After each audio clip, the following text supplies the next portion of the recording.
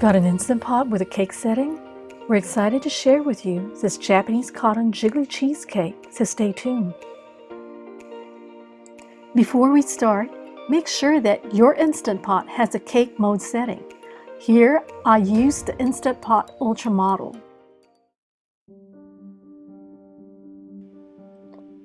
First, we need to replace our savory seal. I've used the yellow seal as my baking seal and the white one for my savory dishes. And the reason we're doing this is so that we don't impart any of that onion, garlic, curry flavor to our cake. And it's pretty much easy to replace. It's a good idea to have it color-coded so that you know which seal you're using for which type of food you're cooking.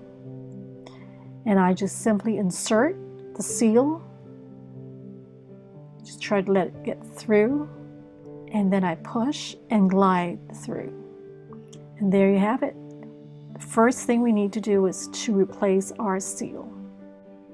Next, we need to make a sling for our pan. And this helps, once we're done baking the cake, lifting it out from the pot. I had the very unfortunate experience of dropping the pan before, just using the trivet, and that's why I highly recommend that we use it. Another thing is that the size of our pan is actually 6 inches by 4 inches. This gives enough room for the cake to rise.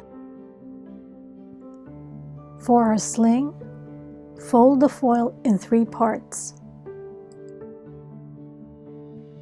Make sure that the length of your sling is long enough that you can easily lift it out from the pot.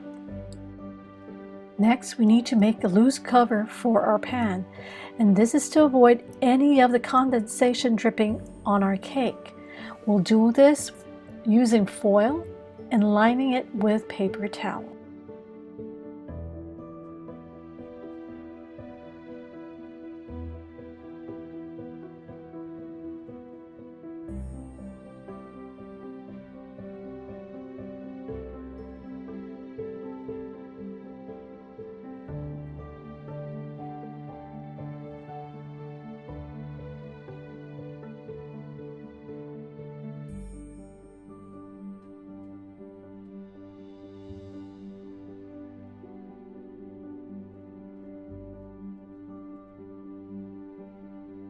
Line the bottom with parchment paper. Add 1 cup of water in the pot.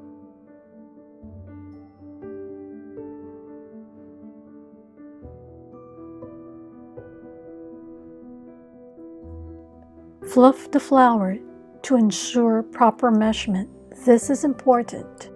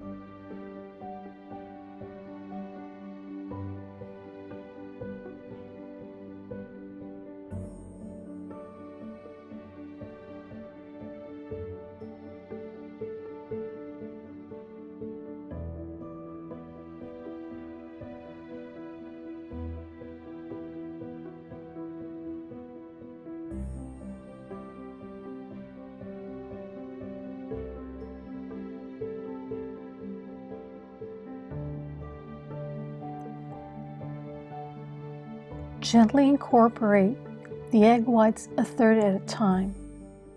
Michael has devised this technique by using a whisk starting from the top and in a slow circular motion, gently work your way down to the bottom. We're trying to break down the egg white clumps, but not deflating it.